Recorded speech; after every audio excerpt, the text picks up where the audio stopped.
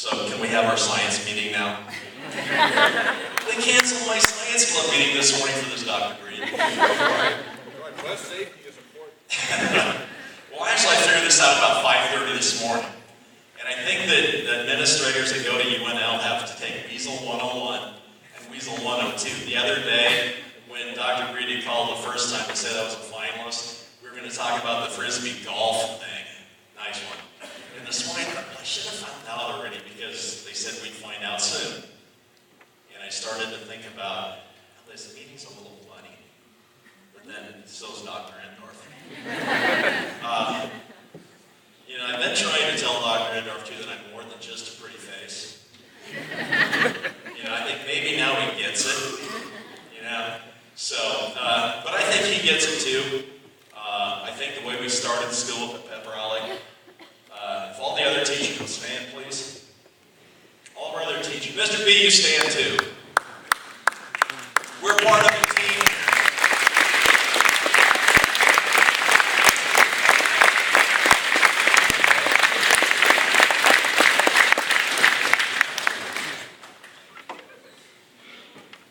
Sorry.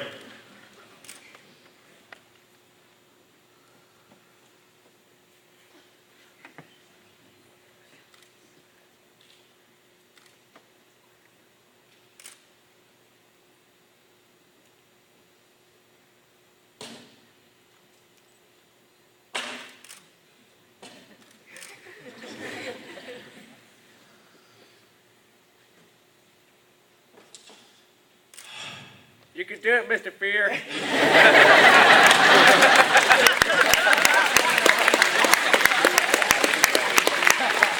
Well, I gotta tell you, I didn't see my mom here till just now. And,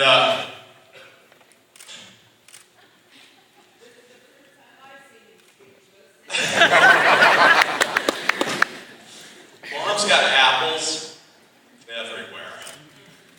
When, she moved into assisted living, and my brother and I started cleaning the farmhouse.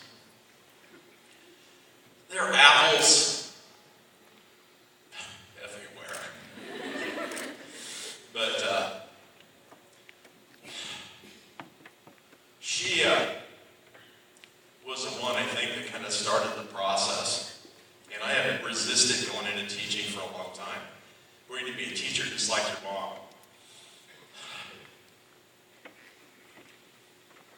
I didn't understand the time that she put in to that process and how much she gave of herself to that process. And I just hope that I can continue to do the same thing for as long as I can teach. So, boy, thanks for organizing this. This is better than I thought it could have been. Like I said, I sort of had it figured this morning a little bit, but you guys went to a lot more effort than I had expected. And, geez, all the trips to Dallas and stuff. Where's Mrs. Peter? Well, the jacket, was that for me, too? Yeah, he usually doesn't dress that way. Mrs. P's got a skirt on today. Mrs. Peterson, where are you at? You told me you gave up skirts until it got back to 85 degrees, so that was sort of the confirmation that I knew what was going on. So I'm done, except you guys are not off the hook. We still got class today, and we're going to rock and roll, literally rock and roll here at Global Science. We got some rock stuff to talk about in just a second. So thanks so much for your time and for organizing this today.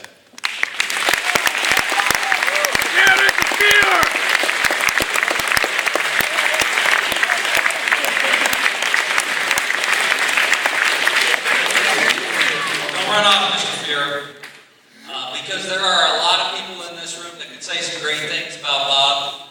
You guys know that, I know that, but maybe nobody more appropriate to say some nice things about this teacher than his very own daughter. So Aaron Feurer, straight from Wichita Public Schools, here to talk about her dad.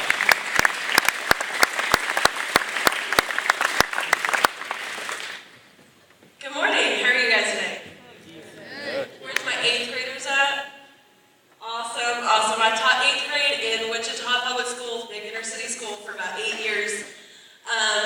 now I'm an instructional coach at Hadley Middle School in Wichita, and my job is to basically teach teachers. So being in education, this I guess is a great time for me to talk to you guys about just how much of an impact my dad has made on my life and how lucky you guys are to be able to go through North Bend Public Schools. Life as a teacher's kid really sometimes isn't all that great. I'm sure you hear fabulous stories every year about purple cabbage juice. Have any of you heard that story yet? No? You still do that? No. All right, well, he will this year for you guys.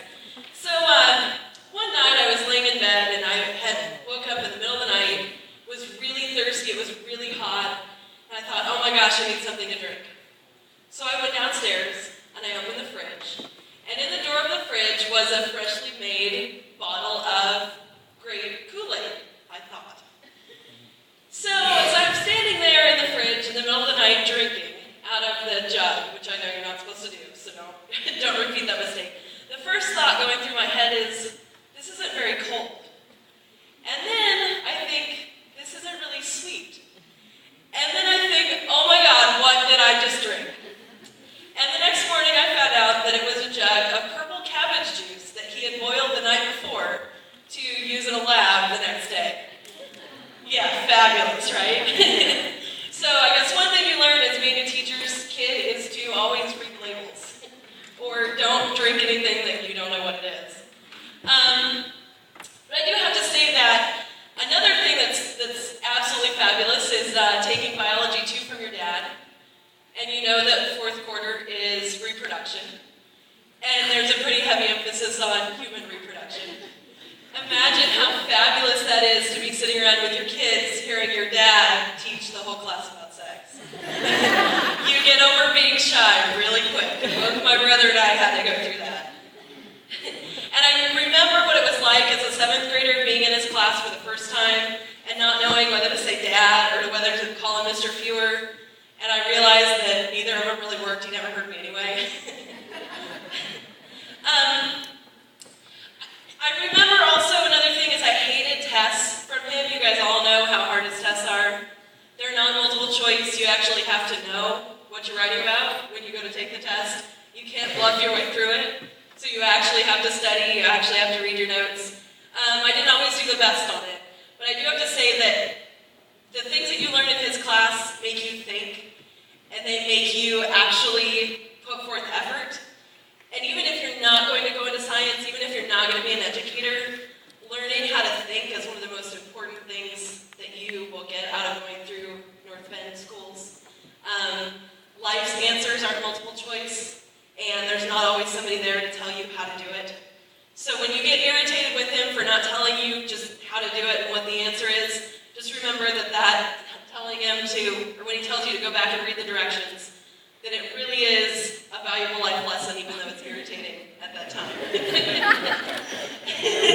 Dad, read the directions. That's my 7th graders. Yes, he always complains every year that 7th graders don't know how to read directions. Yeah.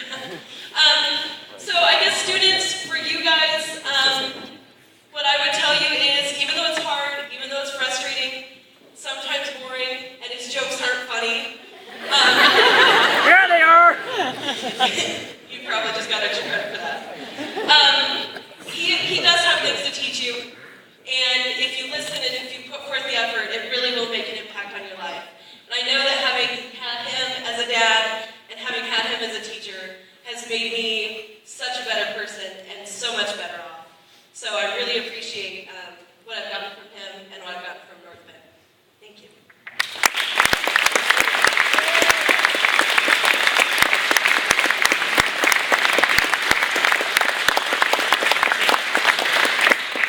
All right.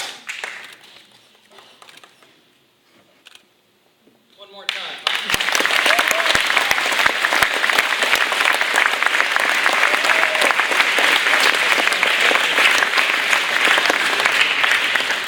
Okay, y'all been sitting here real nice, very polite, very courteous. That's fantastic. Okay, but I know you guys, you want to yell and scream a little bit. So if you think back, remember our pep rally from a couple weeks ago? right? Having a nice pep rally. Somebody hijacks the microphone and does this go big orange thing. Remember that? Yeah. All right. 7th graders follow directions. We're going to do that today, but we're going to say, Teacher of the Year. You with me? So be loud. Ready? Teacher of the Year! Teacher of the Year!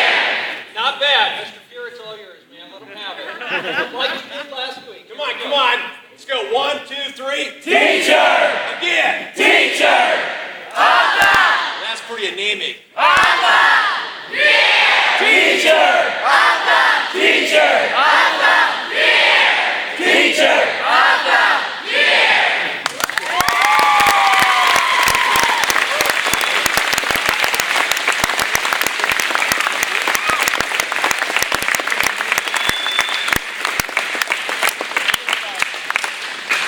Hey, that was really great, except Dr. Breed was hollering year every time. So, you got some work to do, buddy. All right, when you come to a pep rally, what's rule number 1? Yeah. Be loud. What's rule number 2? Stand for the school song. Number 2, we got some work to do. What's rule number 3? Be loud. Okay, let's do all 3 of those as we do the school song in honor of our Teacher of the Year, Mr. Feurer. Let's hear ya.